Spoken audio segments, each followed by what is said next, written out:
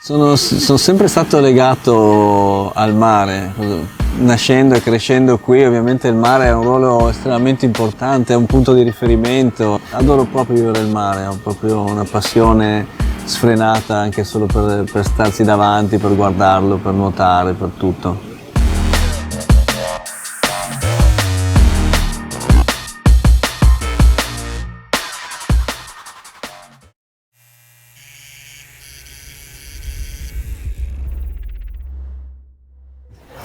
Ho iniziato a tatuare all'età di 14 anni e mi sono avvicinato a questo mondo perché ho conosciuto un personaggio che all'epoca era lo zio di un amico, e questa persona tatuava a mano e non lo voleva più fare, aveva imparato in carcere a tatuare in quel modo, non voleva più farlo, e io avevo una grande passione, a me piaceva tanto disegnare, e allora mi ha detto: perché non vuoi tatuare tu al posto mio?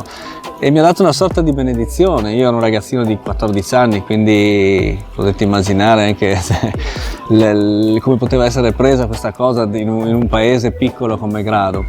Dopo questo primo inizio, appunto veramente rudimentale, dove si tatuava a mano, quindi non usavo macchinette, ho deciso di costruirmi le prime macchinette.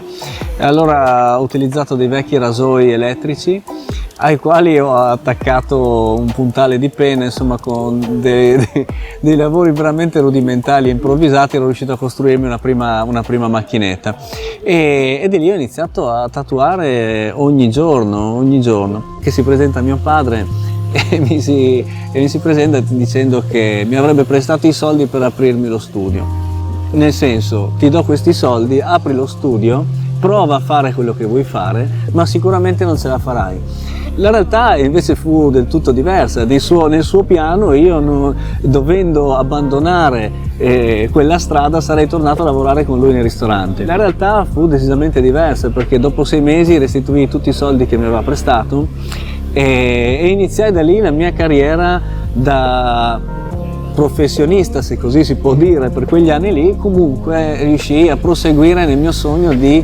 tatuare come lavoro. Avevo il sogno di diventare tatuatore, avevo il sogno di vivere con ciò che realmente amavo fare. Non si poteva parlare di vera arte all'epoca, il tatuaggio in sé non era considerabile arte, era quasi un segno di ribellione, ma che comunque iniziava a prendere sempre più piede nella nostra società, soprattutto in un posto piccolo come Grado, il paese in cui vivevo e vivo attualmente. La Cheyenne mi ha messo in condizione di lavorare al top, di avere la facilità di poter utilizzare 15 aghi senza avere 15 macchinette, perché la prima compagnia al mondo ad aver inventato il sistema dell'inserimento delle cartucce a baionetta è stata proprio la Cheyenne.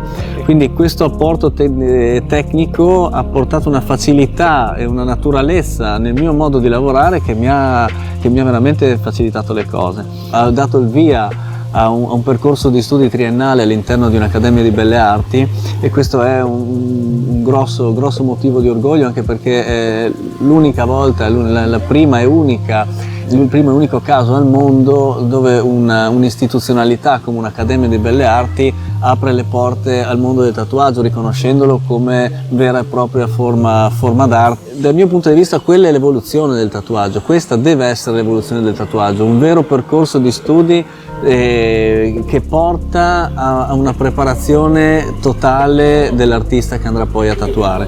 E non solo, questa nuova energia, tutti questi ragazzi che hanno veramente voglia di arrivare, sono una linfa vitale anche per me, perché comunque sono 30 anni che tatuo, e questa diventa una sorta di nuova energia, di uno scambio reciproco per darmi ancora la voglia di voler sperimentare e di portare ancora più avanti il mondo del tatuaggio. Non ci siano più limiti nel tatuaggio, ma al tempo stesso di restare coi piedi per terra, perché fare il tatuatore è un mestiere bellissimo, è gratificante, ma è carico anche di responsabilità. Noi tatuiamo persone che poi si porteranno dietro un pezzo di noi per il resto della loro vita.